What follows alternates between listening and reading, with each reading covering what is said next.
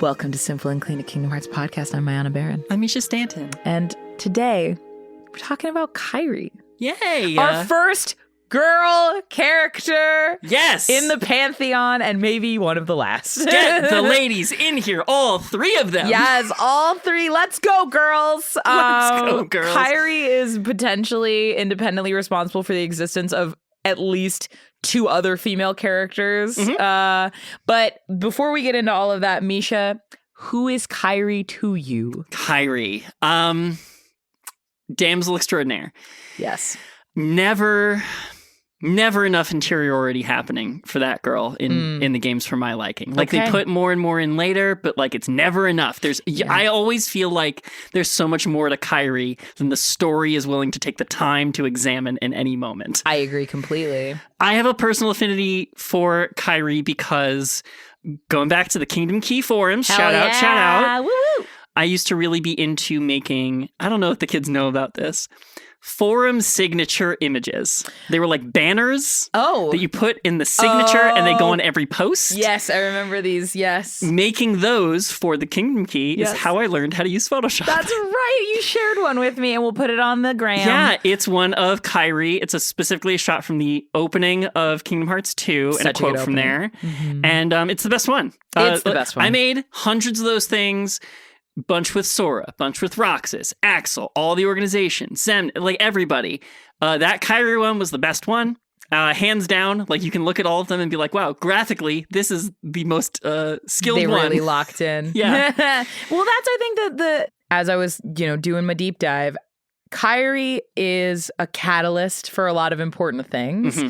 And so in a weird way, I think it's a very lovely thing thematically that Kairi was the one where it helped you lock in. Yeah, I would also say, like, because I always wanted more interiority from Kairi in the story, I was really drawn to writing Kairi fan fiction.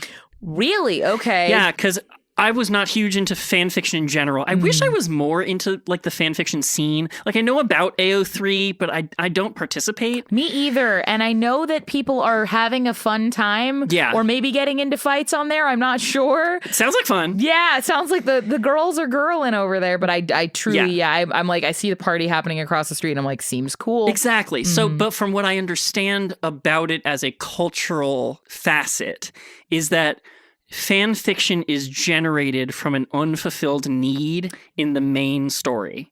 So because I always wanted to know more about what's going on with Kairi and the story wouldn't give it to me, I started generating scenarios in my mind about it. Hell yeah. Okay. Can you give me some themes or some recurring motifs that came out of that, if you remember any of them? Yeah, I remember writing one. It was in the section which now takes place in Kingdom Hearts 3, but obviously that game had not come out at the time. Basically, after she receives a Keyblade in her training phase. Yeah. And because Keyblades come from the strength of your heart and like how that goes, I wrote some things about how the fact that Kairi has a heart of pure light changes her relationship with the Keyblade cosmically. Okay. And how, because most hearts are a combination of light and darkness, that kind of tempers the blade. And so, like, I made a thing where her Keyblade was really brittle and she had to learn a new fighting style to compensate. Oh, that's because really fun. It was pure light, and so there wasn't enough, there wasn't enough carbon in the steel. The darkness is the stuff that lets you hit things. I love that. Are you familiar at all with the anime The Land of the Lustrous? No. Okay. People call it anime Steven Universe. Hell yeah. I'm in. It's very much darker than Steven Universe, but one of the things in there is like every gemstone is a sentient, non-binary being that can fight, and they all have like Utena-esque minimalist school uniforms. But the main character is Phos, which is short for phosphylate, which is one of the least hard gemstones. Yeah, it breaks really easily. And so Phos really wants to fight, but can't because they break all the time. Yeah, that's kind of what it was. Cool. Yeah, so that's a fun little thing for you to get into. Hell yeah. Okay, that's okay. So yeah, so and you know I'm gonna watch Utena. Yeah, I know you are. So it's gonna be a fun little double feature for you. Land of the Lustrous has an interesting thing where it's like cell shaded CG 3D animated. Oh, sure. So it's pretty cool. It's visually very striking. It's very dark. Okay. But I think you'll really dig it. Cool. But okay, so yeah, so you touch on this, which we will get into, is Kairi, because she's a princess of heart, has a heart of pure light. Was there any other stuff that came up for you in desiring more interiority from Kairi? I'll mention this, and I think it's going to come up over the course of the show. Yeah. I have this recurring AU, I guess, okay. or like a running narrative that's kind of been happening in the back of my mind that revolves around kind of like after the battle, kind of like 15 years later. Oh, interesting. And how these people's relationships change as they grow up and as they sort of grapple with what they learned and continue on. Obviously there's like a different version of the same love triangle between Sora, Kairi, and Riku. And the doppelgangers are all kind of, it becomes like kind of like a little bit of like palace intrigue. Okay. Like, because all of these people are sort of like involved in this court, but they all have like individual relationships one-on-one versus how they relate to each other in groups and triads. And yeah, that's just running in the back of my mind. We can talk more about it as we go. So the other thing that I examine is like, how does Kairi feel about her relationship to these two guys who did all this stuff? Yeah. Oh, yeah, because it is like as the object of affection, right? Which she, in a way, is for most of the series. Well, we're probably going to talk about this a lot this episode, but she's definitely an object. She's definitely an object for a good chunk of her time on screen across multiple games. Yeah. If not almost every instance she is on screen, with the exception of a few, which we will talk about. But again, to that same point, it's interesting that the thing that you key in on is like, how does she feel about that? Yeah. Because we never hear her talk about it. How does she feel about what's going on? Yeah. That's what I want to know. I agree. I will say, after having looked at it in a macro, and I will also give a shout out as we are getting into it. Now I'm on Kingdom Hearts algorithm across multiple socials. Really found us, huh? They really did find us. I didn't realize I could be found.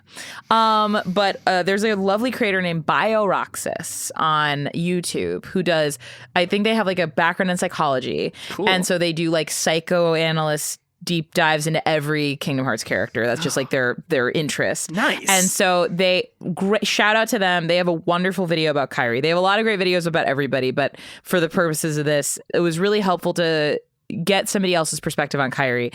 And the thing that I noticed as David and I were playing through Kingdom Hearts 1, especially there's instances at the end of Kingdom Hearts 1 that I forgot to touch on in our recap episode, and some things that BioRoxas points out about Kairi in Kingdom Hearts 3, and just some moments that I think as a child, when I experienced this franchise, I truly just overlooked. Yeah. There is a lot of really interesting things going on with Kairi. And I think while she is one of the more understated characters, I don't think she is as simplistic as I was maybe led to believe she was, given how little we see of her.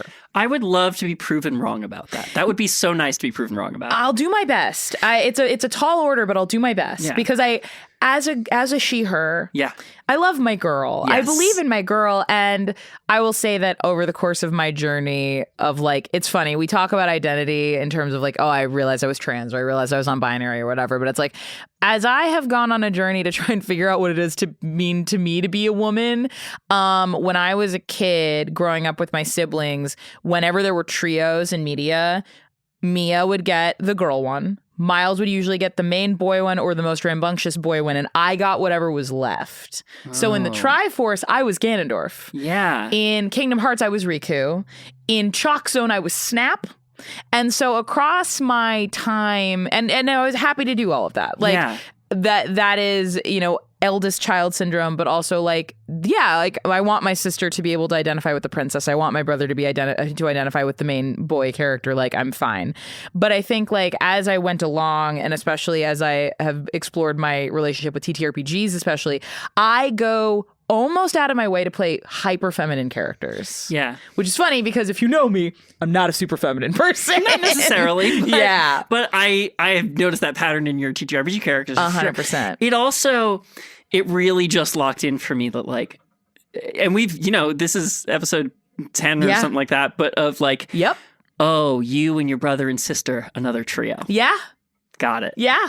That makes sense. Yeah, it's wild. And that we are now 10 episodes in, and Kairi is one of the few female names, any like girl characters to come up at all in an overwhelming ensemble of male characters. There's so many. And I mean, that is partially due to the fact that there's a disproportionate amount of men in Disney movies. Yeah. To women. Which also doesn't help. Yeah. But then the originals also perpetuate that. 100%. And I think that Kairi is a princess of heart, and we'll talk about that a little bit here, but we'll also talk about it more in the Princess of Heart episode. But like princesses in Disney canon and princesses, I think, as a archetype in general. Sure. There's also a minor motif of princesses in Final Fantasy lore. Oh my God, yes, absolutely. 100%. Or like princess coded characters. But one of the things I will say, as I've, been re-exploring a lot of these things from my childhood,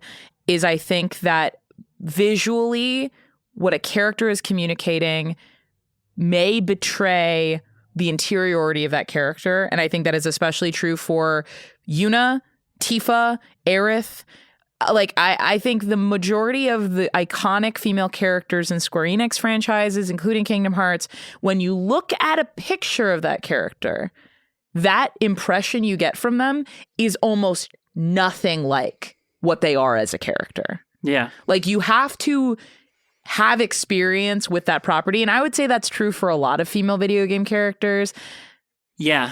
Yeah. Yeah, but especially for Kairi, who wears pink in the game and has red hair, and all of her merch is pink. All of her merch is pink. She's always in a mini skirt. Yep. Yeah, and like, again, even in sort of her first moments on screen in the first game, she's giggling, she's cutesy, she's running slower than the boys.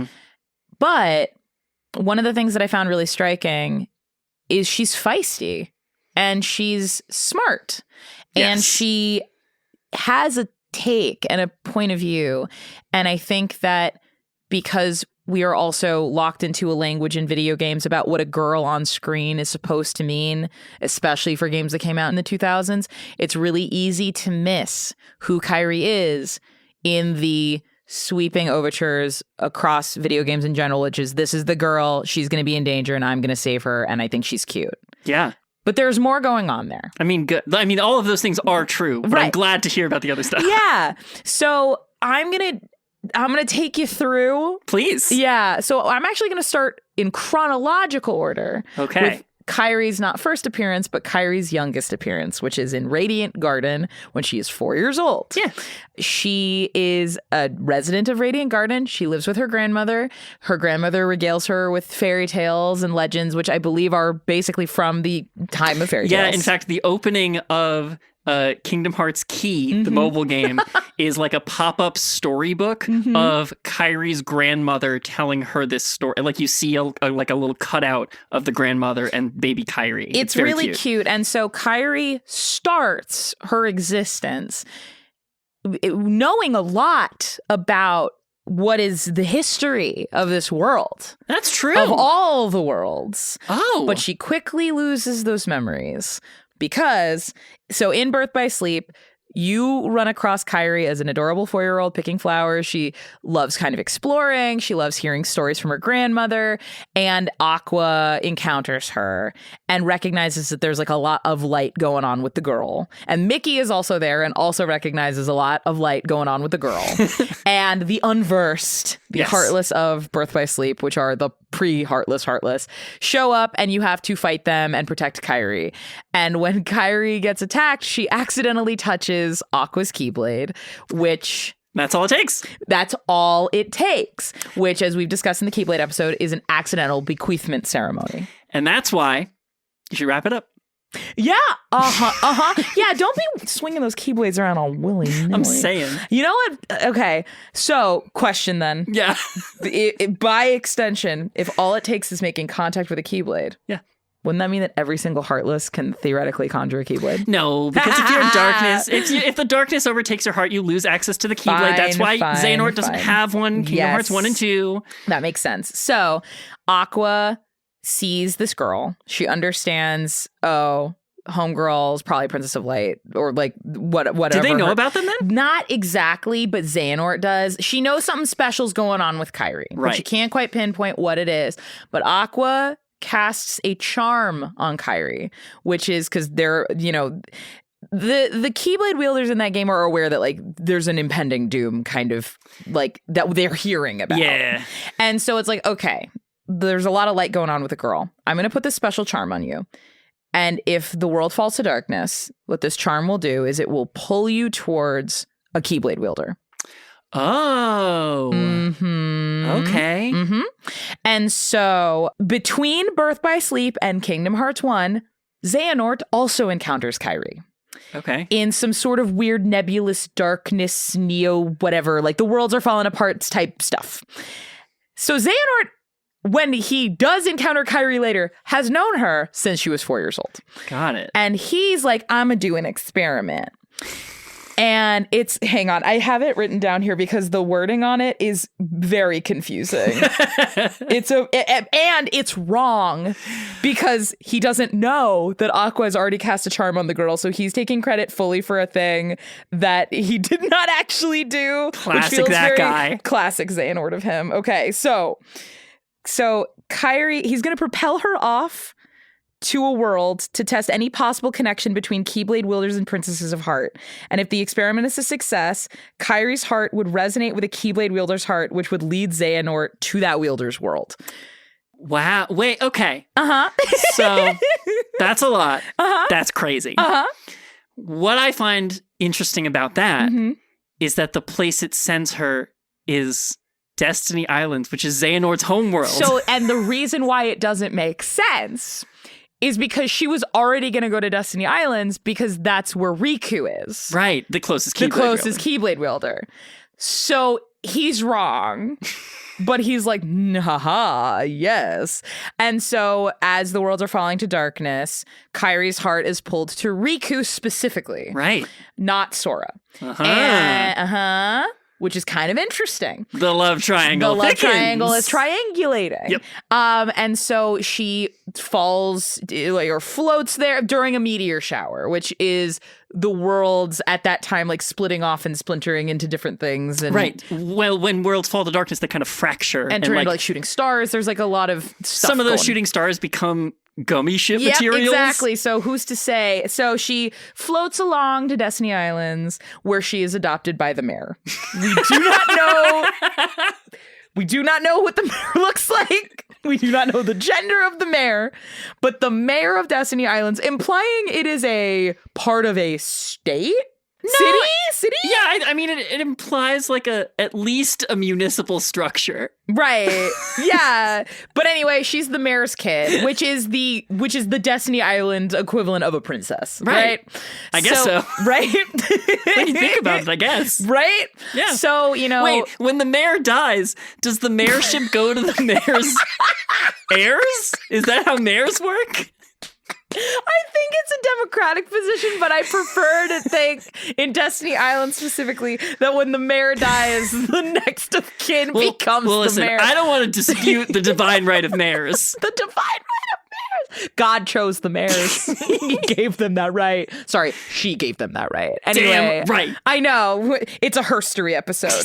And again, so it's like the experiment by Xehanort was a success, but only because a woman actually was there first, Aqua, and actually did a thing with magic. Sure, that charm won't affect his results because he doesn't know how to read. He does.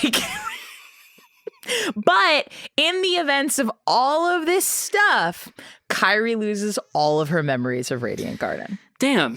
I know. Just in the transport? In the chaos, in the movement, in the like linking her heart to Riku's heart, like so as far as she's concerned, she knows she came from somewhere else, or it is understood by the characters that she came from somewhere else because it's explicitly discussed in Kingdom Hearts 1, but she doesn't have any memories of that place. And for all intents and purposes, Destiny Islands is her home. Right.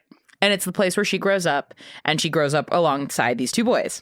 Then we get into Kingdom Hearts 1. Yeah. Now, we've talked a lot about Kingdom Hearts 1 on this podcast already, but I'm going to try my best to encapsulate Kingdom Hearts 1 exclusively from Kairi's experience. Should be a quick section. It's really fast, but it's interesting. So we start off, and she's a girl on an island, and she's helping her two friends build a raft so that they can go to other worlds, a thing they only know exists because of Kairi. Now, I'll dispute only slightly. Yes. There are also rumors on Destiny Islands of another kid who used to live here who left. Yes. And that kid was Xehanort. Exactly. And so obviously that's like Kingdom Hearts 1, they didn't have all that built up yet. Sure, I'm sorry. And so no, you're fine. But what that says to me then also is like, one, could it be flattery? That it's like, you're the reason. Or it's like, oh, we forgot that we said that, tee-hee-hee. Right. Or like whatever. But yeah, so it's like Destiny Islands and the people who live there presumably are aware that they are a world. Like, it's curious who is aware of what the bounds of the reality are. Yeah, truly. Like, at any given time, everyone knows it and no one knows it. It's weird. But like Riku and Sora are feeling like they're adults already and want to go explore, and they're going to bring their best friend along for the ride. I would have loved, and I just started learning more about the Kingdom Hearts Ultimanias. I would love to know what the bonding process was for Sora, Riku, and Kairi. Like, I just want to know what they had in common. Yeah, like their adventures as children, like what they got up to. Can I also, it only just now occurred to me, do you think Tidus and Waka and Selphie were pissed that the other three were going to leave on a raft without them? I bet they were. Yeah. I never thought to ask. Or theoretically, they probably asked, hey, you want to come on this raft? And they go, how much food you bring? And they're like, 3 fish. And they go, have fun with that. Yeah. And then they whispered to each other like, they are going to die on that raft. Sophie's like, I am not going on that raft. Girl, I'm not going on that raft. I got hair gel and it does not travel well. It does not travel well. No. It stays in that curl shape. Oh, yeah, that's not natural. But yeah, I think so. Kairi is very like about Destiny Islands, so much so that one of the things that she likes to do is make these charms out of the local shells. And she's working on one of those during the tutorial segment. And the idea is that, you know, you build one of these when you're out to sea and it's supposed to bring you back home. Mm-hmm. Because it's a wayfinder. And there's a lot of stuff with Kairi about where her true home is, what she feels her home is, and how important having a home is to her. Which makes sense because even if she is not cognizant of it, she's already lost her home once. And the fact that she doesn't remember that place and that her grandmother's gone, like that's a lot of loss already for a 4-year-old girl. And, you know, they get Yuffie back and Scrooge McDuck back in Hollow Bastion, and Kairi's grandmother never comes back. She doesn't come back. That's really sad. I know. It's really sad. And I would have rather had Kairi's grandmother than Scrooge McDuck. Don't let him hear you say that too loud. What's he going to do? Podcast. What's he going to do? Withhold more taxes? Fuck out of here. Anyway, that's real. So Kairi and Sora and Riku obviously have a very special relationship, but I would say of the three of them, Kairi has different special bonds with both Riku and Sora. I think when it comes to Riku, there's definitely more of this like teasing dynamic, more so Riku to Kairi, but she seems like open to it, and she can like play. She can play, and she, you know, like it's funny. Riku makes a joke of like, "You've been lazing around here with Sora," and she goes, "So you noticed?" Like she does have jokes. She's got jokes. That's flirting. That's flirting, exactly. And so, you know, she loves kind of making them race down the beach, a thing that they love to do. Well, they were already doing it. They were, but the fact that she's like, and now it's for me. Yeah, now it's for me. I'm the ref on my count. So yeah, like she does kind of, even if it's inadvertent, she does absorb this attention, and I think enjoys the place she has in this group of this trio. They are her closest friends. They are her best friends. But Kairi's got a little bit of a weirdness thing going on with Riku, where she's maybe getting the sense that Riku might be attracted to her, or that he has this sort of aversion to the place that he comes from. And Kairi loves Destiny Islands. Yeah. And it's kind of sick of him making fun of it probably a little bit. And so, when she has an opportunity to talk to Sora one-on-one, keeps trying to see where Sora's feeling about Riku, makes little jokes about them leaving just the two of them, wonders if Sora has noticed how Riku has changed recently. And Sora is not really picking up on the cues there. Classic. Right. Classic 14-year-old boy. Never seek solace in the arms of a teen boy when you were a teen girl. They just don't get it. Well, maybe they do now. I don't know. It's been a while since you were a teen girl. It's been a while since I was a teen girl, but of my recollection, didn't usually find the support I was looking for, typically. Yeah. So on the night when Destiny Islands falls to darkness, Kairi starts to sort of embark on a very strange, horrifying, metaphysical, existential journey.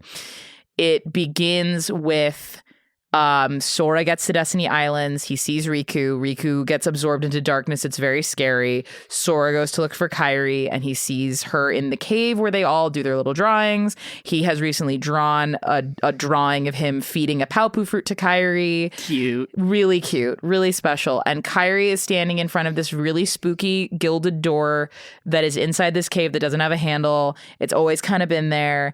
And she's already fallen to what her version of losing her heart is. But as we discover, because there's a lot of light going on in the girl, her heart is made of pure light because she is one of these 7 princesses. So her heart cannot fall to darkness, but it does in this moment fall into Sora. And so Kairi is with Sora the entirety of Kingdom Hearts 1. Right. This weird door opens, this burst of darkness wind comes out, Kairi's body gets pushed into Sora, he tries to embrace her, her physical body disappears in that moment and gets transported somewhere else, but at that moment, at that contact, Kairi's heart goes into Sora. Mm-hmm. And as discussed, your heart is you. Yes. And when your body and your heart get separated, you are your heart. Correct. So throughout the game, Sora has these moments where he accidentally sees Kairi where she isn't or is. There's a moment where he gets knocked unconscious after fighting Squall and wakes up in this room and he thinks it's Kairi that he's talking to and it's actually Yuffie. Sure. Once he fully gains consciousness. When he finds Merlin's workshop in Traverse Town, Kairi's walking around going like, doesn't this remind you of the cave back home? Yeah. Mm-hmm. So all of those appearances, that's her, though. That is her. That is her popping out for a second to talk to Sora. What is she trying to achieve there? I think she's just genuinely trying to talk to Sora because, so she has that moment. There's a moment where right before Sora, Donald, and Goofy exclusively in that order get to Hollow Bastion, where Sora's feeling like doubt and confusion because he's getting into a realm of the adventure that's Act 3. Right. He has a whole ass flashback to a memory that's not his. It's Kairi's memories of living in Hollow Bastion Radiant Garden, asking her grandma to tell her a story, and she's telling her about the forces of light and darkness. Right. And Sora is like apparition floating in the corner of this library from above, watching this memory happen. I think what Kairi is trying to achieve is letting Sora know she's there. But she can't literally tell him that because it's a video game and we need conflict and stuff like that. Right. So she's trying to be like, hey, I'm still here. We're still friends. I'm here to help you. Exactly. Cool. And there are points where, so one other time prior to Hollow Bastion where that happens is Sora sees Riku again on the Neverland pirate ship and Kairi's physical body is there. Yeah, where was it the whole time? So it was with Maleficent. For a good chunk. It seems like she had it for a while. And Maleficent just, tripped over it? Or? Oh my God, you know what? It's all making sense to me now. This is so fucked up. Because Kairi's whole deal is she's linked to the nearest Keyblade wielder and Riku got sent to Hollow Bastion. One could make the argument that's where Kairi's body got sent. Oh, and so Maleficent just had it. Base is Hollow Bastion for most of the game. It just kind of dropped into her lap. Basically because Riku got sent there. Damn. Riku was thinking of Kairi because he wanted to be with Kairi, and Kairi's from Hollow Bastion, which is why he got sent to Hollow Bastion. And then Kairi followed him there. Yeah, because she connected with Riku, because Riku is, as we discussed in the Keyblades episode, the nearest registered Keyblade wielder. Okay, but if one's pulling the other and that one's pulling the first one, like... Then who's driving the van? Exactly. Yeah. But the problem for Maleficent's nefarious plan is Kairi's body is here, but her heart is not. And that's the part she wanted. She needs both, to be clear. But she has one, but she needs both. She needs the complete set. She needs the complete set, very Al's Toy Barn of her. And that's a different world. That's a different world that we do find eventually. But then she kind of sends Riku on a wild goose chase to find her a heart. Right. But he really needs her heart. Yeah. But she doesn't know where it is. She has no idea where it is. Okay. No one knows where it is because it's with the boy. Our boy. Right. But the thing that I keep kind of hitting my head against the wall about as I think about Kingdom Hearts 1 a lot still is Maleficent tells Riku the way to find Kairi's heart is to open Kingdom Hearts because the knowledge about hearts is inside Kingdom Hearts. But the only way to open Kingdom Hearts is if Kairi already has her heart. Now, being supremely generous, I could see a version of events where Riku wants to find Kairi's heart. Right. And she wants to find Kingdom Hearts to rule the cosmos or whatever. Yes. So there's a version of it where she thinks flooding the world with darkness is a way to flush out a heart of pure light. Kind of how Xehanort needs the clash between light and darkness to get to Kingdom Hearts, where she is trying to comb the universe, and so flooding it with darkness is a way to find the brightest light in it when she needs it. I could see that. That's really reaching. I could also see a world where because I think she in some ways has certain access to some of the Ansem reports. Right. So maybe... I thought she had them and she gave a couple pages to her cronies. She has a couple of them, I think, because some of them, they're all scattered around everywhere. And some of them are in the possession of the Radiant Garden crew, which is Squall, Yuffie, and Aerith. Some of them are in her possession. So everyone's got parts of the information. So maybe what she thought was happening is maybe she thought the information about how to generate a new heart of pure light was inside Kingdom Hearts. Either way, the logic doesn't make sense for getting Kairi's heart back. Yeah, it's kind of like you need one for the other, but you have it backwards. Yeah, exactly. Yeah. And there are only 7 hearts of pure light in the princesses until there's 2 new princesses added later. Yeah, we can talk about it later, but they kind of leave the old princesses and go to new princesses, except the one in Kairi stays with Kairi because they need her in the plot. They need her in the plot. So all that stuff gets a little wild. Okay. But the big thing to clock for most of it is Kairi's vessel body is with Riku a lot of the time. Yeah. And we find that to be true in Neverland, where he's got her, he's carrying her a lot and plopping her down next to him to show it to Sora. And she's catatonic and non-responsive. But as Sora can get in closer proximity to her, her body starts to respond because Sora's unknowingly carrying her heart inside him, and it's starting to respond. Be like, can I have that back now, please? Mm-hmm. The other thing that's interesting is Sora is able to get Kairi's heart out through the stabbery, but given the nature of the fact that Aqua is able to pull Ventus's heart out without the Keyblade made of pure darkness. Yeah, well, his heart was kind of fractured, so it wasn't as attached as good. Yeah, kind of. Yeah. Well, and because actually in Birth by Sleep, the way that Xehanort splits it in the first place is he has to stab Ventus. Okay, so they're stabbery regardless. Yeah. So yeah, basically Sora doesn't know that it's in there. Sora gets to Hollow Bastion. He's got, again, these frequent memories and flashbacks of Kairi, and sometimes he's talking to her outside of himself. And so finally, we get to the big confrontation, which is Ansem possessed Riku explains to Sora, because he knows the most about what's going on, that Kairi's heart is sleeping inside Sora. Sora takes the Keyblade, the artificial Keyblade that allows you to release hearts from people, stabs it into his chest, releasing Kairi's heart back. But the other thing that's weird is that Keyblade was seemingly crafted out of the rest of the hearts of the other princesses of Heart. Yep. And so when Sora stabs himself with it and releases Kairi's heart, that Keyblade disappears and releases the 6 other hearts back into the princesses. All right. Because the lights flow back into the girlies. Yeah. Yeah, because they were in the tubes. Sure. It makes sense. It doesn't. The lore was a little looser in Kingdom Hearts 1, and they changed stuff to make fit it better make a little sense. later. Exactly. Yeah, they were jazzing, as we all are. Yeah. To quote another Disney property, it's biodigital jazz, man. Yeah, there you go. Yeah. Wait, sorry, which one's that one? Oh, that's from Tron Legacy. Tron Legacy. Oh my God. Okay. Which is one of the 2 Tron worlds that exist in the Kingdom Hearts franchise. Oh, do you think Kingdom Hearts 4 is going to have a Tron Ares world? I wonder. I hope not. I feel like it will. We can cut this part. We'll do a world predictions episode at some point for Kingdom Hearts 4, or a wish list, let's say. A wish list rather than a predictions, because as we know, predictions are impossible with this series. And as they also say, a dream is a wish your heart makes. But so at that point, Kairi is conscious for the first time in like 20 hours and God knows how many in-game days. Y'all, she's back. She's back. Our girl is back. There's a lot of light. There's a lot of light in the girl. And her immediate first thing she sees is Sora die.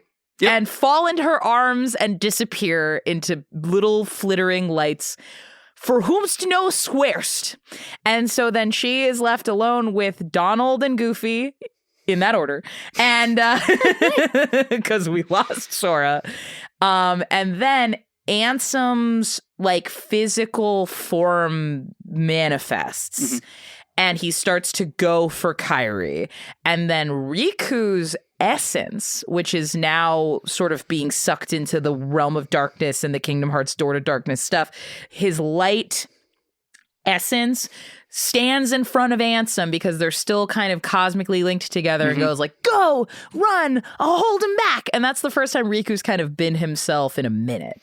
Yeah, since like that night on Destiny Islands kind of. Yeah, pretty much. Yeah. And honestly, probably the day before because he was pretty lost to the winds after that. But so Kairi and Donald and Goofy are escaping Hollow Bastion Castle. Sora is a little guy. In my opinion, one of the best parts of Kingdom Hearts 1. And you're scampering around, running. You're just flooping. You can't do anything else. And also, infamously, it's a part of the game where you can't save. So heaven forbid a power outage happens and it's 2002 and you lose your save and you have to fight Riku again. The kids have it good these days with autosave, don't they? So good these days. They don't even know how good they have it. Anyway, so you hop on down. And Kairi and Donald and Goofy are almost at the entrance, and then a couple other spooky little shadow heartless guys, non-branded for regular heartless flavor, pop up. Cool Ranch Heartless. Original recipe. Start to pop up, and Donald and Goofy are like, get behind us, Kairi, or you can't do anything. And she says, okay, giant duck. Yeah, she goes, okay. Well, actually, she does, like, get into a little bit of a combat position for like, but she doesn't have any weaponry, but she does go like, I can do something. And they're like, no. Let the men handle it. But then, she clocks one of these heartless and she's like, wait a second, Sora? And they're in this like circle and Sora Heartless is next to Kairi and Donald and Goofy are kind of like on the outside of it, like fighting. And then they all start to leap and presumably go to attack Kairi. Kairi turns toward Heartless Sora, holds him, calls his name. And then a burst of light explodes, knocking back all these little heartless, and Sora is Sora again. And he holds Kairi, and her eyes are closed, and her like head is against his chest, and it's like really, really sweet, especially given the fact that like Kairi literally woke up 20 minutes ago and saw Sora, presumably the person she cares the most about in the world, disappear maybe forever, and then she brought him back. Yeah. It's crazy. And the other thing, again, prior to that is when, Ansem possessed Riku is going to go swing and kill Sora. Kairi calls out to Sora and goes like, hey, look alive, buddy. So like they're constantly bringing each other back from the brink and like finding safety in each other. Yeah. Which I will say, I'm gonna stand on business for a second. Okay. I know we've got Sora and Riku shippers, and yes, there are valid arguments. Based off of what I have seen here, I feel like Sora and Kairi are meant to be together. Well, I do think Sora and Kairi are the OTP. They are the OTP. If I understand the concept correctly. Again, I'm not a fan fiction expert. Mm-hmm. There is a crazy thing that I will say later about something that Kairi does that to me is like, wow. But anyway, yeah. Now, I'm going to say something controversial. Say something controversial. Mayanna, have you ever seen the movie Savages with Blake Lively? No. Okay, that's a movie about a woman and her two boyfriends. Oh. And they do a bunch of crimes together. Okay. And they get involved with like crime syndicates. Hell and yeah. they try to tear them apart, but like the throuple remains so off. solid. And like, well, and I'll like give this caveat. Don't watch Savages. It ends with one of the most out-of-pocket racist lines for no reason at the end of the movie that really just ruins the entire rest of it. That's how I feel about Long Legs. There's Yeah. something crazy that happens in the last 5 minutes of Long Legs, and I'm like, I don't know if we needed that. But the best thing about the movie Savages is how, like, the movie never really questions the throuple. Right. It's just like, that's a thing that's happening. It's just they both love her, and she loves both of them, and they're together. What's the problem? Amazing. And actually, so that's how I feel about Kairi. Okay. I feel like, actually, Sora and Kairi and Riku and Kairi are, like, equal relationships to her, and in an ideal world, she wouldn't have to choose. I think you're right. And also, given the weird Destiny Bond stuff with Riku and Kairi specifically. Right. There's so much validity to the destiny around her and these two boys. You're right. Mm-hmm. Then we get into what I think is actually a pretty definitive moment for Kairi in Kingdom Hearts 1, which is so close to the end of the game and is kind of happening, and you kind of forget, or at least for me, I literally forgot. But it's really, I think, a significant moment for her character. So you get back to Traverse Town before you go to the last world. And it's kind of like a weird, I think it's the game's way of saying, like, did you want to finish Winnie the Pooh World before you want to see it go more, one more time?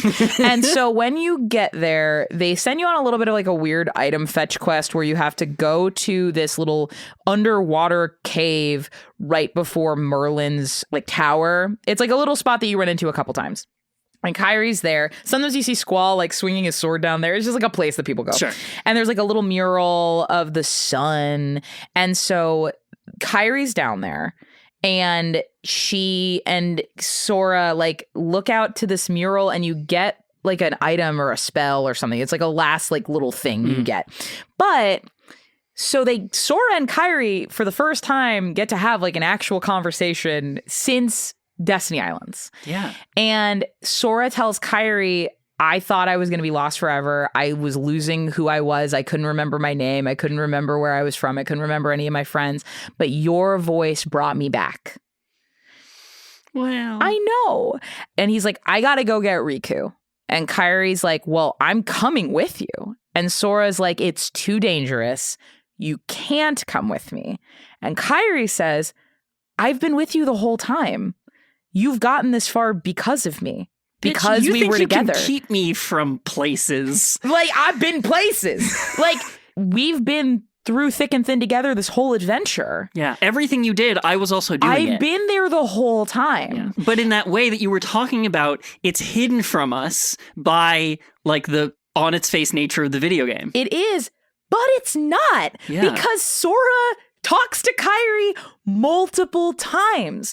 But in our understanding, or my understanding of how like a boy relates to a girl in a video game is like, my imaginary girlfriend that I'm in love with is talking to me because I miss her. Right. Not Kairi is literally there. Literally there. Literally there. saying those things. Literally saying those things, and can only apparate physically for moments at a time for whatever magical reason. But she was there the whole time. She saw you do everything. And she helped you do a bunch of it. She helped you do a bunch of it. And she also warned you there was danger. You could make the argument, like, if you wanted to make a weird argument, maybe the wee woo noise when you're about to die is Kairi. We don't know. Maybe.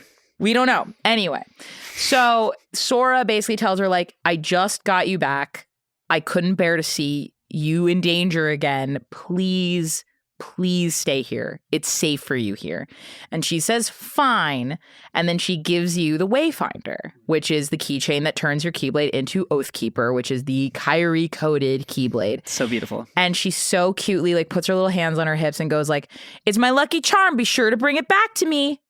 Like, straight up. And he's like, I promise. That's kind of how my partner Erin, whenever I get like sick or like cough or anything, she goes, honey, it's a house rule. You're not allowed to die. Oh, I have a similar joke with David.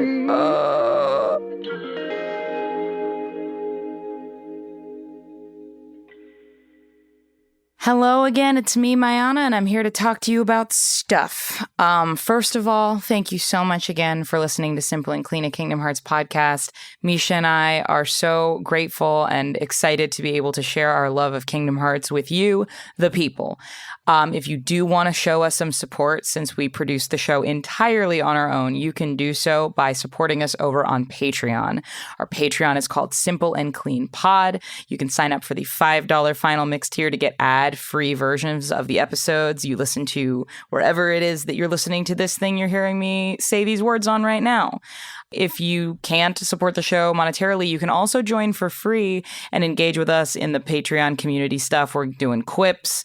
We're talking to people. So if you want to just get connected with some other folks who are listening to the show and with us more directly, you can also do that as well.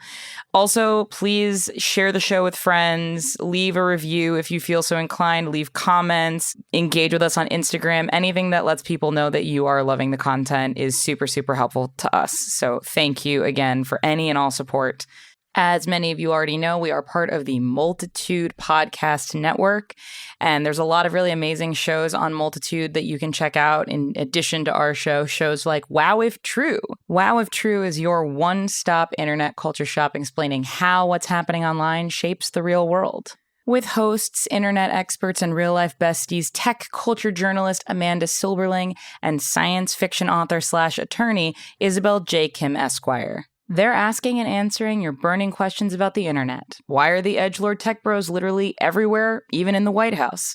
Are the AI overlords coming to take our jobs? And if so, why are these AIs so awful at playing Pokemon? And most importantly, why is Shrek still so popular? So check out Wow If True, wherever on the internet you find your podcasts. New episodes every other Wednesday. And just before I let you go, I wanted to take this last second to thank one of our sponsors for this episode, Gender Free World Clothing. Gender Free World Clothing was founded in 2015 by a little group of like-minded individuals who passionately believe that we all have the right to wear well-fitting clothing which suits our style choices. People's bodies are all different. In addition to height and size, there are variations in hips, bottoms, shoulders, and chest sizes.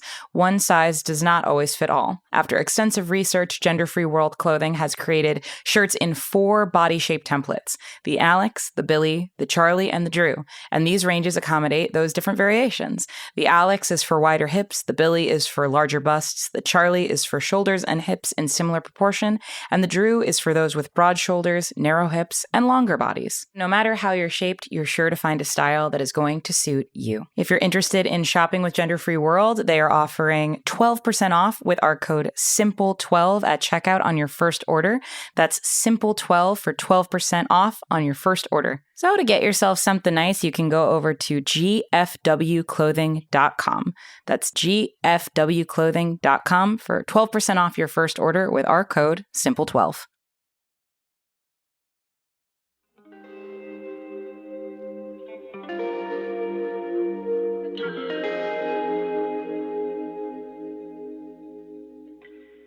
So then you get to the end of the game, which Kairi is not there for, technically. No, that's the only part of the game she's not there for. That's the only part she's not there for. And you get to the Door to Darkness, which we are led to believe in the first game is Kingdom Hearts, but we find out later it is not.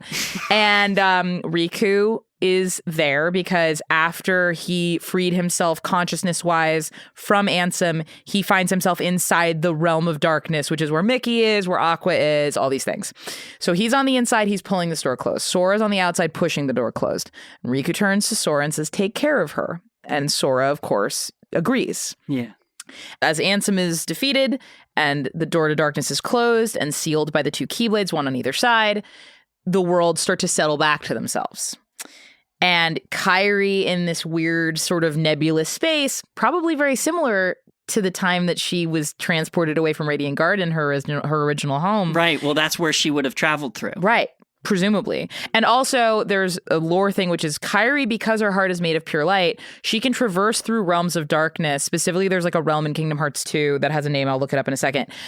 She can go through these places and not have anything bad happen to her. Right. Because like the danger of using those dark teleport corridors is that the darkness will corrupt you, but she's incorruptible. She's incorruptible, which is really cool.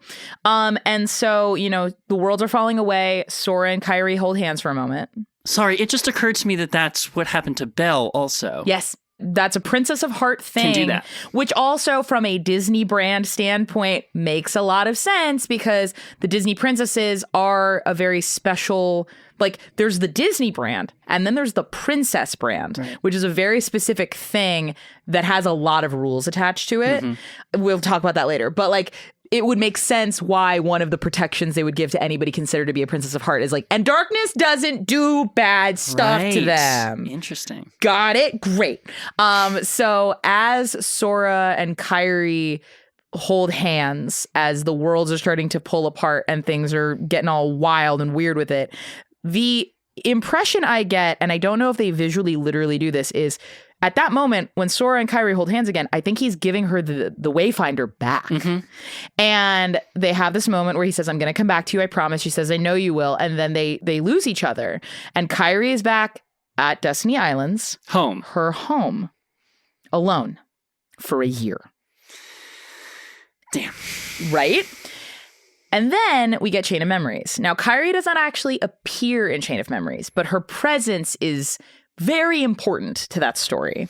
Yeah, her presence and then her absence and then her presence again. Exactly, because Kairi, again, as I thought more and more about this, like Kairi might be the most important character in all of Kingdom Hearts, more so than Sora, because Kairi is the thing by which Sora is always motivated. Yeah. To the point where every time Kairi is explicitly kidnapped, the villains tell her, we're kidnapping you, because that's the only way to get Sora to do anything. Yeah.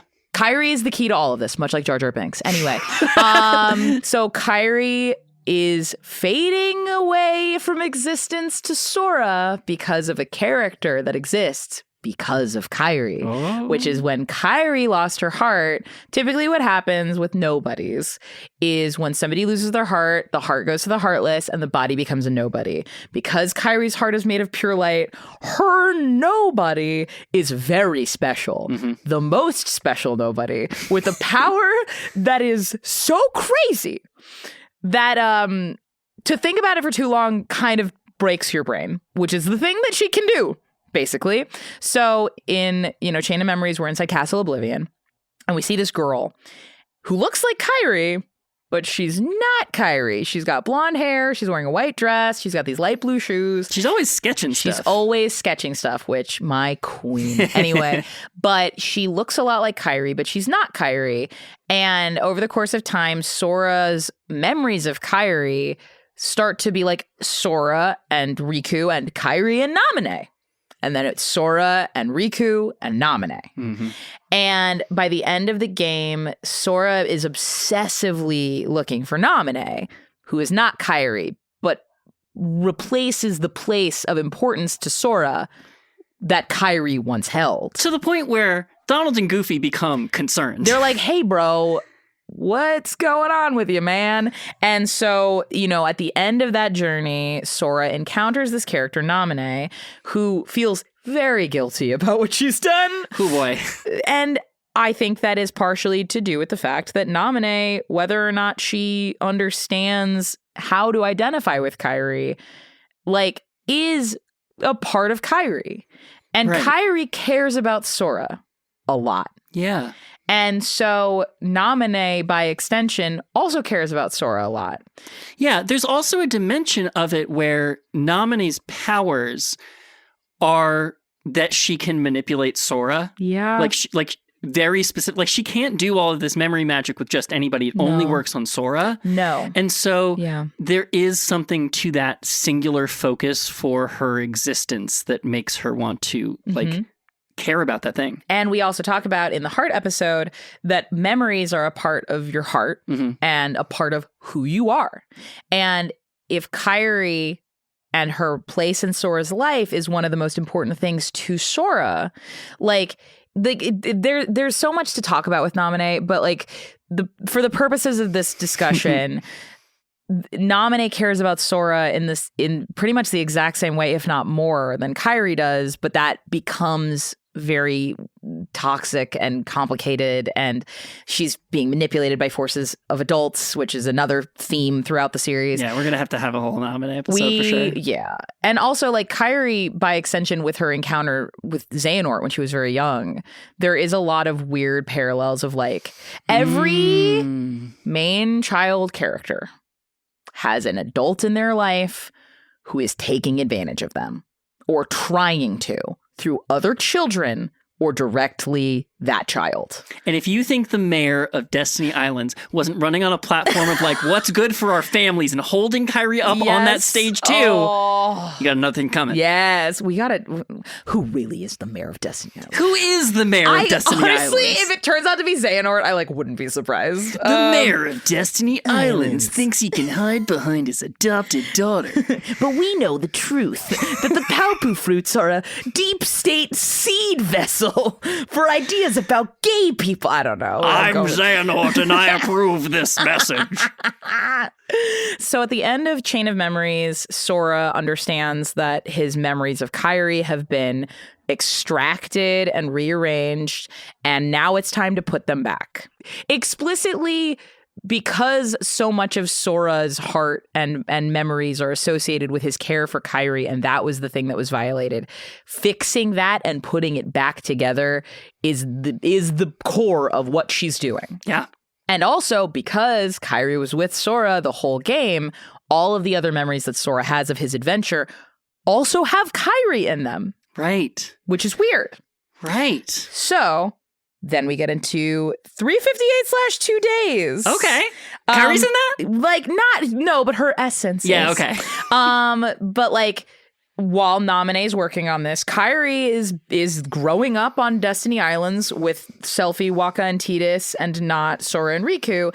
And during this process where Naminé's rearranging the memories, Kairi does not remember Sora. Nope. Because as Sora's memories were being reworked, everyone's memories of Sora were also being reworked, because that's how memories work in Kingdom Hearts. Yeah, because when you break a bond, both sides of it break. Yep. So the reason why Kairi exists in 358/2 days is we have the other female character that is important. Yay! All the girls are Kairi, which again is why Kairi might be the key to all of this. Yeah, I would argue that there are 3 important female characters to Kingdom Hearts. Kairi, Aqua, and Disney Princess. Yes. And that's it. And that's it. And all women are just one of those 3 women. Yeah, in a sense, yes. And so in 358/2 days, we play as Roxas during his time where he had a day job. And there's a new hire who is this kind of mute girl in a hood. Oh, right. Sorry. There's one other woman we forgot. Larxene. Oh, I forgot about Larxene. You're right. Which was bad, and I'm sorry, Larxene. That's okay. Because you slay. Wait till you find about Larxene's part of Union Cross. I can't wait. I'm so excited. But so this character starts to kind of gain more consciousness, has a voice of their own, and notably can also summon a Keyblade. Yeah. The same Keyblade that Roxas can summon, which is Sora's Keyblade, the Kingdom Key. And this girl, once she takes her hood off for the first time, looks like Kairi. Specifically Kingdom Hearts 1 Kairi, where she has short, spiky hair. Yep. But it's black. Because she's edgy now. Because she's edgy and different, but the same. And she has cute boots and the same hood robe as everybody else. By the end of 358/2 days, you discover that like this character, Shion, is a puppet vessel created by Xemnas for Organization 13 as a backup in case Roxas can't do his Roxas Sora nobody obligations. And if I remember correctly, also because of the thing Namine's doing where she's trying to fix Sora, but some of the stuff that she needs is still inside Roxas. Yes. It's leaking out of Roxas and so into Shion. Right. So to catch it, because the organization doesn't want Roxas to lose that, they like make a catch basin for those leaking things, which is Shion. And so specifically the things that are leaking are Sora's memories of Kairi. Right, because that's what Namine has to fix. Exactly. That's what she broke. So it's like, hey, I need those. So the thing that Namine and Diz on one side and the organization on the other is fighting about is Kairi. Is Kairi. Oh. It's all Kairi. And so harrowing, heartbreaking, tragic, because you fall in love with Shion over the course of this game and this adventure, and by extension, so does Roxas. Shion does not want to disappear.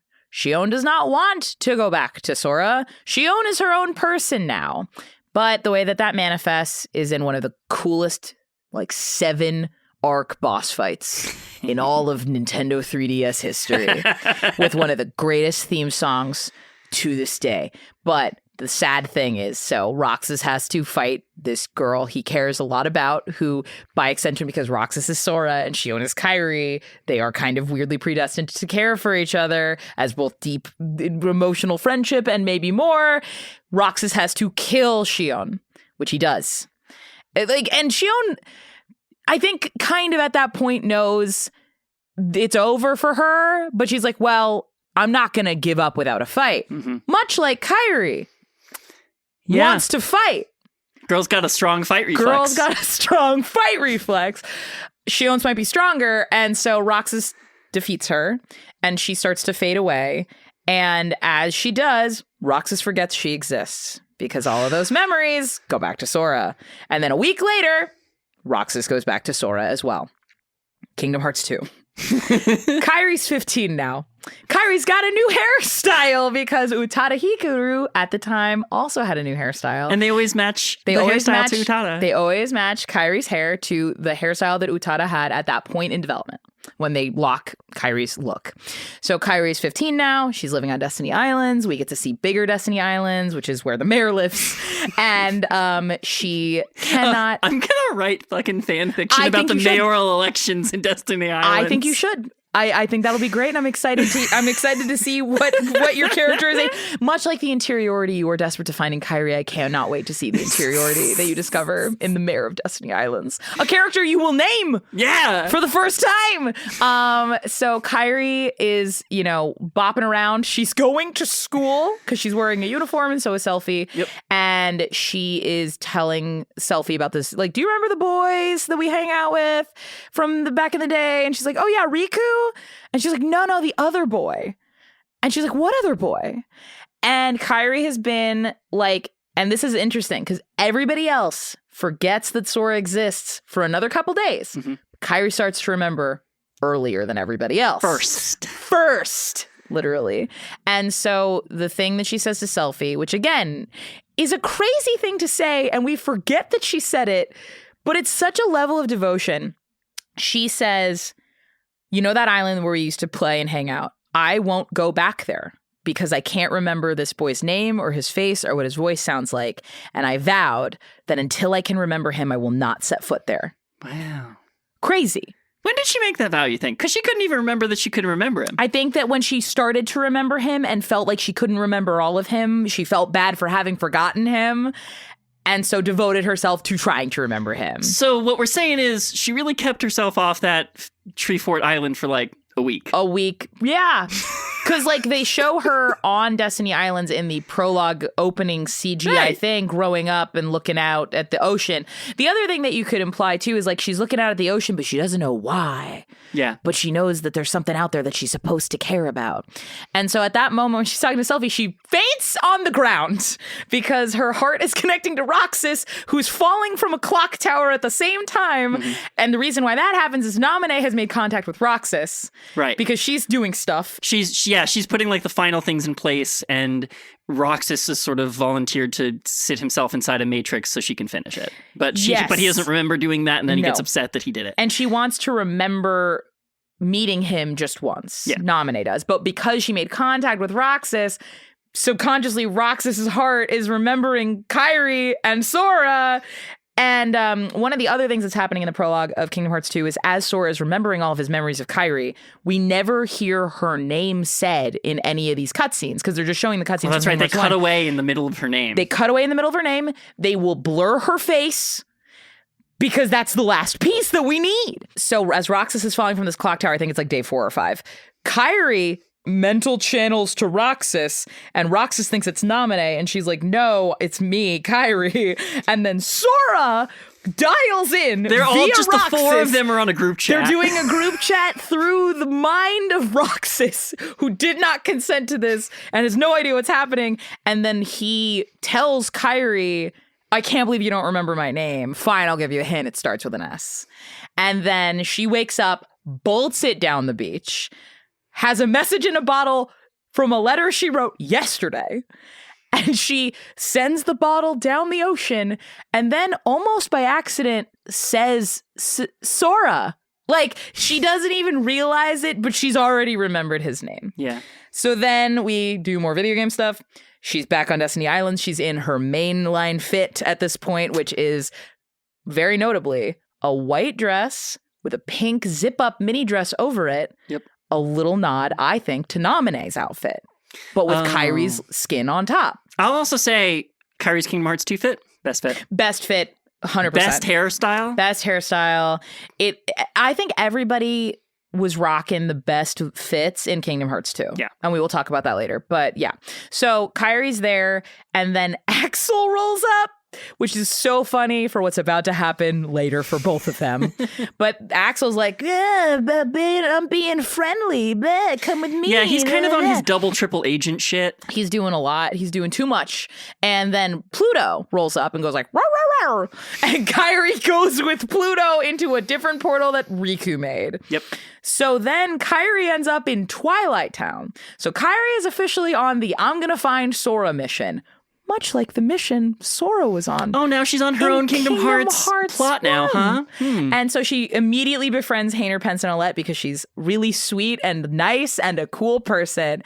And then Axel rolls up again and she gets kidnapped. And Saïx tells Kairi, I'm kidnapping you because you are the key to Sora's anger, specifically. Yeah, because Saïx, who's a part of the organization, they all want Sora to be killing Heartless a bunch. Yes, because they need those hearts to build the thing. And so Saïx has correctly determined that if he puts a bunch of Heartless between Sora and Kairi, Sora will kill them. He'll kill all of them. And he's right. Which is also so fucked up for Sora. But yes, specifically the quote is the fire that feeds Sora's anger. Yeah. And I wouldn't even necessarily say Sora is an angry character. He is like a passionate character. Yes. But yeah, so it's all dark and Kairi's distraught. And then Naminé shows up and breaks our girl out of jail. Nice. And then they have the most adorable little girly run down a ramp where they're holding hands, and it's very cute. And so then Kairi finds Riku, who looks like Ansem right now. Yep. And then Sora finally gets there, and Diz is doing his data digitizy laser machine stuff. Yeah, he's trying to put artificial Kingdom Hearts in the Matrix. He's trying to put it in the Matrix. And then Riku hands Kairi a Keyblade. That's it. He just goes, here. And the thing that's annoying about that is, like, that is a Keyblade that, one, I believe is in Birth by Sleep, because I think Aqua can get it. Oh, really? Yeah, because it appears in Birth by Sleep. Okay. Yeah, but he hands her this Keyblade. This Keyblade is tied specifically to Kairi. Yeah. Because it's Kairi's connection to Destiny Islands. Yeah. That is what her Keyblade represents. The Keyblade looks like that beach at sunset. Like the last time she saw Destiny Islands, it was on the beach at sunset. And it looks exactly like that moment. And also, there's flowers and the ocean and the sky, which are Sora, Riku, and Kairi. Yeah. Which is crazy. So then Kairi immediately, no questions asked, jumps off a balcony in the midst of combat. She says, oh my God, someone gave me a weapon. Finally. Finally. No hesitation. She's going in there. She's fighting off some Heartless. They finish that fight. We don't actually get to play as Kairi in this part, but she's holding her own. She's doing fine. Yeah. And then Sora is like, okay, time to go fight these bad guys. And Riku's Ansem tries to run away. And Kairi is like, no, buddy, come back here. Sora, this is Riku. Sora is shook and crying. And he's like, oh my God, my friend. And yeah. Because this is the first time the three of them have been together in themselves in like over a year. A long time. Yeah. Yeah, it's beautiful and it's heartbreaking. And so, again, the gang's back together. Riku turns back into Riku, finally. Also rocking the best fit. He's, again, the best ever do it. Mm-hmm. It was the best one. Then Kairi finally gets to embrace Sora, finally gets to hug her boy. And then immediately we have to go into more final boss fight stuff, where Sora and Riku get to fight together. It's very cool. Kairi's not even there, though. I know. Bullshit. I know. And they gave her a Keyblade. I know. What was the point if it wasn't going to be the three of them in that laser dome? I know. So that's Kingdom Hearts 2. So at the very end of Kingdom Hearts 2, Sora and Riku find themselves on the dark beach. And they're like, maybe we're stuck here forever? Well, Aqua was stuck there for a long time. Yeah, so they're like, I guess this is it. And then we cut into a beautiful CG rendered cutscene, which means, oh, it's the ending. Hell yeah. And the message in a bottle that Kairi sent at the frickin' beginning of Kingdom Hearts 2 makes it to Sora, and it's this beautiful letter. Thinking of you wherever you are, we pray for our sorrows to end and hope that our hearts will blend. How I will step forward to realize this wish, and who knows, starting a new journey may not be so hard, or maybe it has already begun. There are many worlds, but they share the same sky. One sky, one destiny. Kairi. She wrote that. Yeah. That's poetry. Do you also want to point out that Sora means sky? I do. Yeah, okay. I do. Okay. And like Kairi's belief in Sora, Kairi's devotion to Sora, like their devotion to each other is evenly matched. Yes. And so this letter creates this like portal of light, or maybe it's because Kairi's heart was able to reach him through the letter. No, yeah, like it makes the door out of the realm of darkness, which famously Aqua, Mickey, and Riku couldn't find. Also, is it not similar to the power of waking? Because she's using the links to people's hearts to bring them to different points in physical space. How come she gets to do it? How come? Because she's a Princess of Heart. She's the key to all of this. Maybe in Kingdom Hearts 4, they'll remember that Princesses of Heart have special powers. Maybe. Well, and so this light portal opens, and Sora and Riku make it back to Destiny Islands because of Kairi. Yeah. Kairi brings them home. She's the only reason they can do anything. That's what I'm saying. Yeah. And so the last beautiful moment is Sora looks up at Kairi. Kairi looks down at Sora in the ocean being embraced by Donald and Goofy in that order. And then there's a moment where Roxas looks up at Naminé, and Naminé looks down at Roxas, because at this point, Naminé and Roxas have both found their rightful places back in Sora and Kairi. Mm-hmm. Sora says, we're back. And Kairi says, you're home. And Sora reaches out to Kairi's hand and brings the Wayfinder back to her again. Yeah. And that would have been the end of it. But we got to go to school. Oh, man, we got to go to school in the morning. Go to school. But not just us going to school. Sora and Riku be going to school, because then we have blank points, which is the ending cutscene montage-y thing after Birth by Sleep. Oh, that's right. Mickey has sent a letter to Destiny Islands that's like, hey, we got to do the mastery stuff now. Well, and it's great because there's that moment, it's like sort of after the credits of Kingdom Hearts 2, and they're like, man, everything's great. And then a message in a bottle shows up with the Mickey 3 circles. And you're like, and they're like, it. oh, a message from the king. And they read it, and Riku and Kairi are over his shoulder, and they kind of like zoom out. It's like, and we'll see you next time. Exactly. And so Sora is like, well, I got to go. And Kairi gives him the Wayfinder again. Because now this is the shorthand they have developed for like, see you soon, basically. Can I tie this once again back to my partner? Please. When we first got together, we were long distance. And so the first time we really spent like a long amount of time together after we were long distance, as I was dropping Erin off at the train station to send her back home, she gave me one of her rings and be like, and give this back to me when I see you next. And I wore that ring after we moved to California together for many years afterwards until it broke. Oh my God. I wore that ring. You wore it out. I wore it out. Hell yeah, you did. I love that. Special. Yeah, so, but that being a thing that also like makes Sora so much stronger. A keeper is always such a good Keyblade. It's a great Keyblade. And so then we get to the end of Dream Drop Distance in the secret ending. Oh, okay. So Kairi's just fully not really in Dream Drop Distance at all. She appeared in a trailer for the game. Sora sees an illusion of her in the world that never was because he's reminded of his friends. And then so Yensid sends Riku to bring Kairi to the Mysterious Tower. Okay. And he's like, well, you should probably be doing training also. And I have people that you will be training with, but we don't know that yet. And then we get a fragmentary passage where she's in the tower. And he's like, okay, and here is your training buddy, Axel.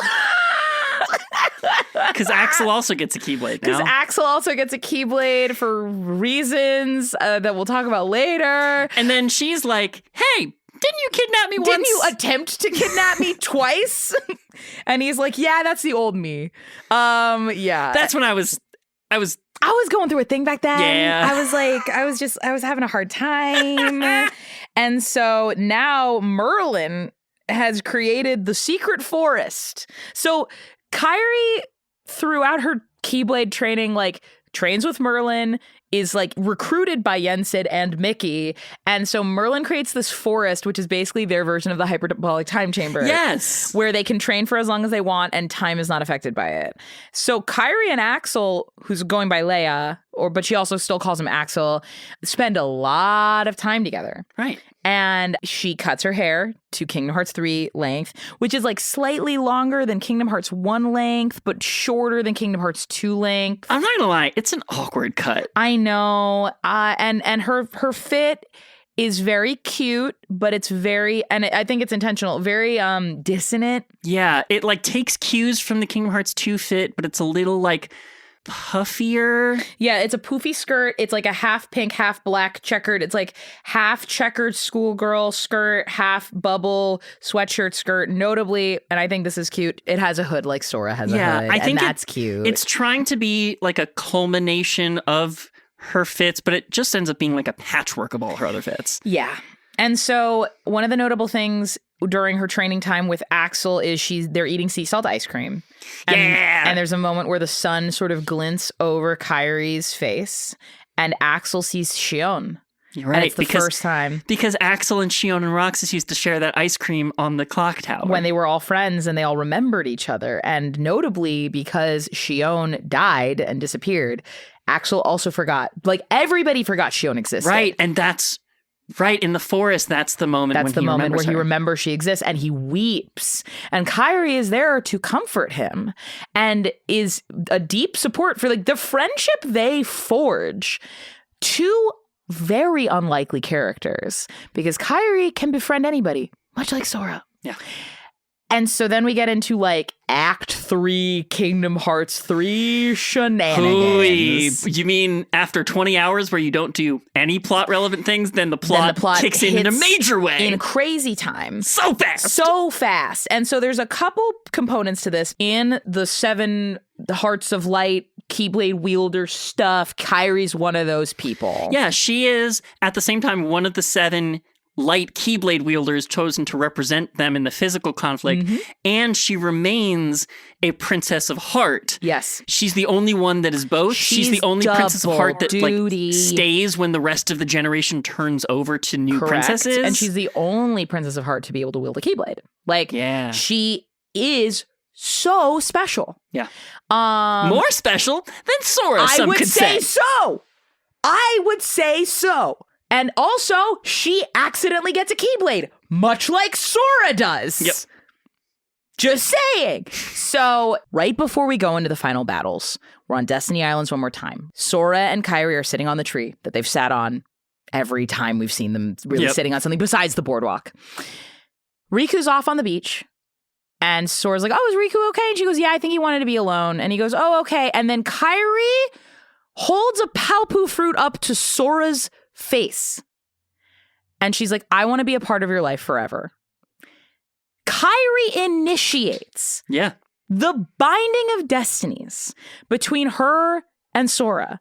And they share a Palpu fruit, entwining their destiny. Not like they weren't already, but and that's kind of something that I think about, like the urban legend of the Palpu fruit is like the real way to entwine your destiny with another person is to decide to. She has the intention. Yeah. They have already decided. And also, in a weird way, like fate kind of decided for them in some ways. But also true. They have decided over and over again by passing along this wayfinder back and forth, by finding each other and looking for each other every time another one of them disappears. By finding the strength to carry on their journey in modeling each other.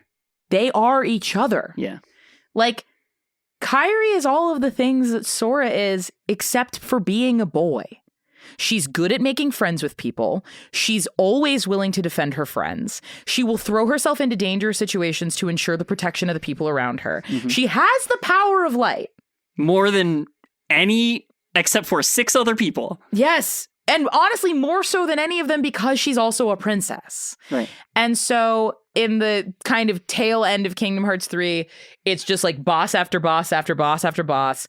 She gets kind of splintered off for a little bit. There's a part where she is with Sora and Sora summons Roxas, and then Shion is there and Axel is there and they're all fighting, and spooky weird Syx with like demon eyes is there and Xemnas is there. So it's just crazy. It's everybody fighting everybody for the stakes of the whole thing. The whole kit and caboodle. So then we get into like the tornado. So there's a tornado of Heartless that are everywhere fighting all the things. Aqua sees the tornado as a bunch of spooky versions of her. Mm-hmm. Sora is fighting. And then the tornado, the reason why Sora screams, a thing that was very significant in our Sora episode, is because the tornado grabs Kairi and kidnaps her. Is that... I thought it was because it finally kills Riku, the last person to die. No. So Riku gets like knocked back. It feels like... No, it literally scoops her up. Oh. And she reaches out for Sora, and he scoops her up, pulls her away, and then he falls to his knees and screams. The amount of times Sora screams Kairi's name, and every time Haley Joel Osment puts a different intention behind it, that's just a goddamn professional. And so then we get to Xehanort. He's got Kairi's unconscious body. Wow. Original. So... Sora is rushing, screaming for her, and Xehanort takes his Keyblade and he strikes her against the back, and her body turns into crystals and explodes. And Sora is crying. He gets to the point where he like raises his Keyblade against Xehanort, who guards it. And he knows, he's been told multiple times at this point, that the thing that will cause the villain's plan to succeed is when the lights are forced into conflict with the darknesses. Yep. So all he actually has to do is not fight. Yep. But he can't. He can't not fight. He cannot fight. And as he swings his Keyblade up at Xehanort and he holds it up and guards it, Sora says, "Why her?" He knows why. Like, Sora! Anyway, he gets pushed back. He's crying. And so then we go to Skulla ad Kylum, where he sees the vacant sort of body essence of Kairi running around, and he finds these 7 crystal pieces. They're the pieces of her heart. Yeah, they're the pieces of her heart. And then he goes into either it's the dive to the heart, or it's the power of waking, or it's some kind of combination of all of those things. Yeah, I think the power of waking sends you to the dive to the heart. Yeah. You go through it, and that's part of it. And so Sora hops around to a couple different like dive to the hearts of the different stained glasses of the different people that his heart is connected to. But then he's in this weird like negatives constellation space where all of the links from all of the other Keyblade wielders shoot light into this beam through these portal Keyblade keyhole things, and he raises his Keyblade up, and the crystalline pieces of Kairi's heart forge into this 7-petaled crystal flower. Mm-hmm. And then Sora like uses the Keyblade to open a new keyhole and pulls Kairi forged back into the world, and she dives down and she's like kind of asleep, and he opens his arms out to her and she reaches down for him and she's like, Sora, and they embrace. And they're holding hands in space. And then this darkness tornado swirls. And Sora looks into Kairi's eyes and says, Kairi, are you ready?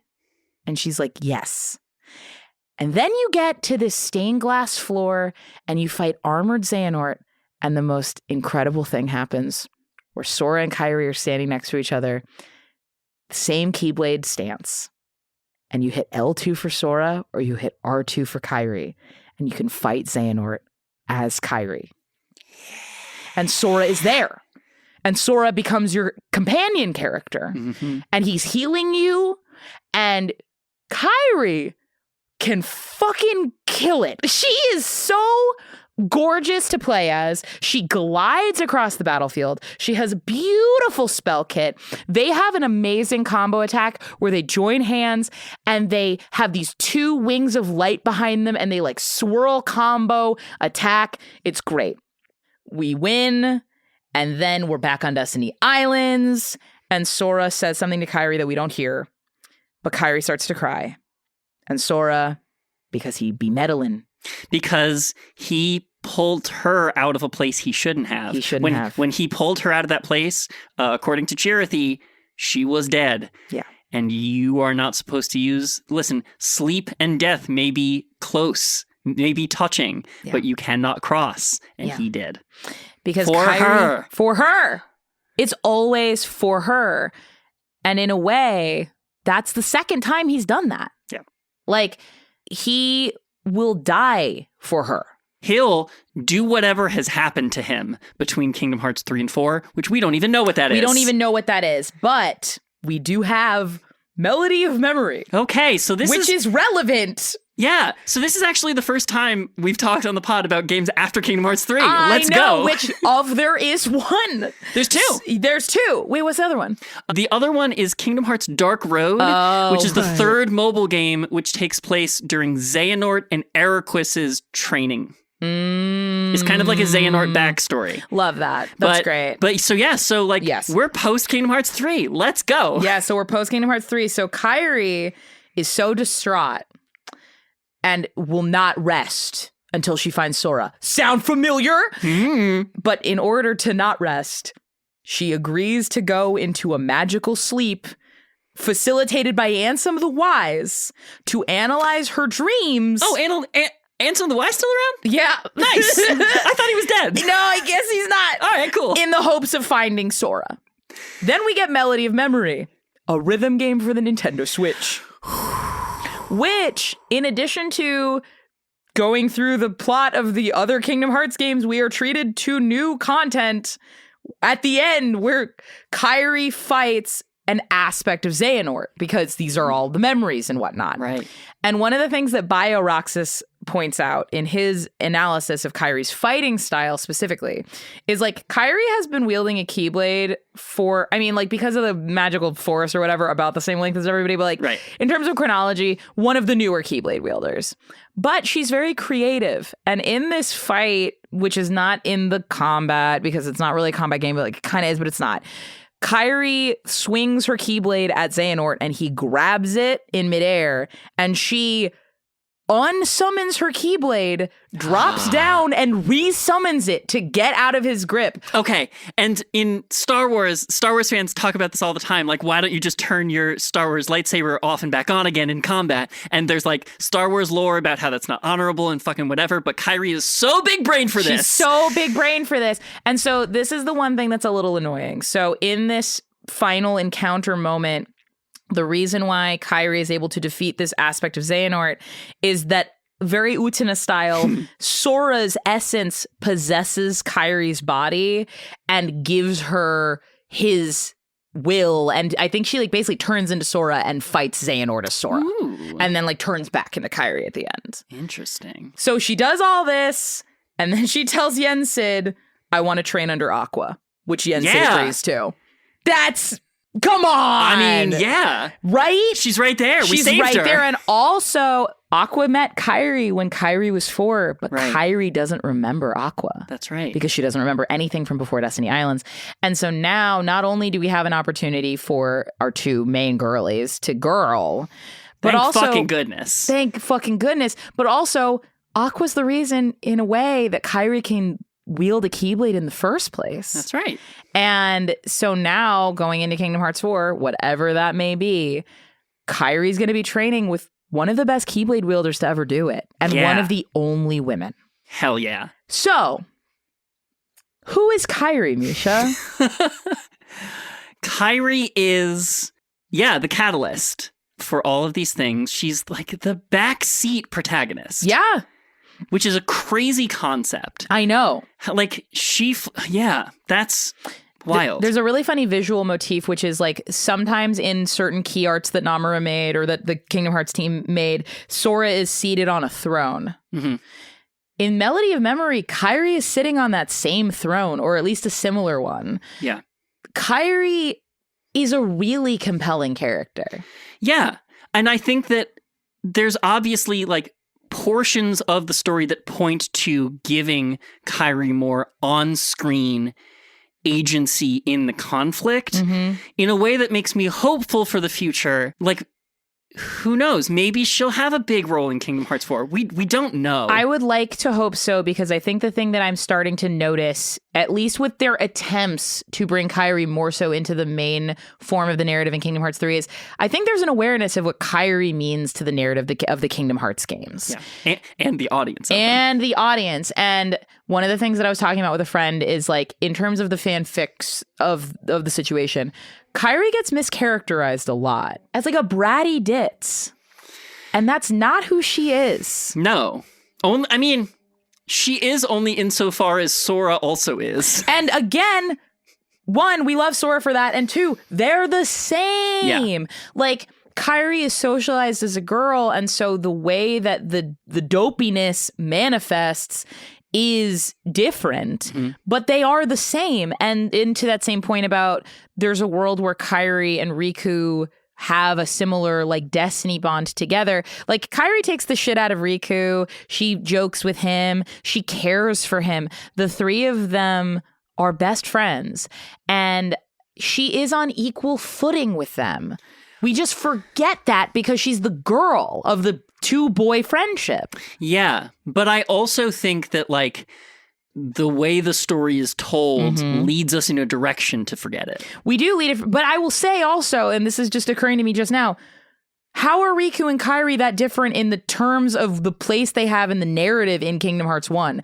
They are both being held hostage in certain ways, one in a more active way than the other. Yeah, yes, I definitely agree with that. I think the difference there is Riku got a game first. Riku did get a game first. Riku was a playable protagonist of his own story in the second game of the series. Yes. And how long did it take Kairi to get there? Theoretically, a small segment of the DLC expansion of Kingdom Hearts 3. I'm going to go ahead and say Melody of Memory, which was after, quoting the creator of the thing, the end of the arc. The end of the arc, and I will say that, like, you don't actually really play as Kairi for most of it because you're playing rhythm button part, and Kairi's memories are manifesting. So, like, you're inside the mind of Kairi, but you're not experiencing playing as Kairi. And even in the moment where she can take the agency to fight the main adversary of that game, Sora steps in to help her, which is really lovely. And also, if you want to play as Kairi in Remind, you have the option not to. Yeah, I actually didn't know that because I didn't press that button. You didn't? Nope. I need to go back and replay Remind now. Wow. Because I actually didn't know about that. Whoa. Yeah. The other thing I'll say is like, and I'm sure it's partially a resource management thing, but like Kairi's fight style is reminiscent in some ways of Aqua. It's very floaty. It's very dance inspired. It's very romantic. But again, she's got the flying. She's got the floating. She's got the spell casting. She has Sora's stance. Like, she is a really special, important character. And she's not just a damsel in distress. She's a really huge part of this story. And that also makes her magnetic for girls who are friends with boys and feel less than. Oh my God, I know. And I'm sure you do. Yeah. She deserves more love. Yes. She deserves more respect. She deserves her own game. Yes. Who is Kairi? Kairi's the person that deserves multiple playable sections in Kingdom Hearts 4. That's who she is. Hey, if Mickey can hop on some chandeliers, I want to see Kairi do some stuff. From my lips to Nomura's ears. Yes. That's the message in a bottle on the oceans to go to the dark beach. Fucking seriously. Anyway, thank you so much for going on this journey with me. That was great. I was not expecting... Well, that's fucked up of me to even say. I was not expecting to find as much as I did. Yeah. And again, shout out to BioRoxas. Please check out his channel. Please check out his video on Kairi. I think he does some really lovely analysis of her. He talks a lot about like Kairi's relationship to the concept of change, which I think is a really big part of her character. And like how wanting to be home and wanting to be safe and wanting to be with your friends and wanting things to stay normal for a little bit. And things are constantly changing and she constantly has to compromise and allow change to happen, which again is a beautiful, important part of growing up. But for a girl who's lost so much, for a girl who's been hurt so much, for a girl who's had so much taken from her, you get why she just would want things to be normal for like a second. Yeah. Yeah. Well, I'll throw a link to that video in the episode description. Absolutely. And please enjoy. Great work, dude. Yeah, man. Kairi... Pop off, queen. Seriously. Swing that Keyblade. I'm sorry I thought it made me feel less special when I was 12 or whatever. I didn't know any better. It was the 2000s. Bella Swan was in the ethos, but in a different way than she is now. Cool boy. We've grown as a society. And I encourage everybody who is maybe exploring this franchise for the first time or who is coming back to it, look at Kairi in a new light. Perhaps the light she was already there to begin with that we just missed because we were not primed to look at a female character that way yet. Yeah. Wow. Yeah. Thank you, Mischa, for letting me do that. My absolute pleasure. This has been Simple and Clean. Thank you for listening. And as always, may your heart be your guiding key. Yeah.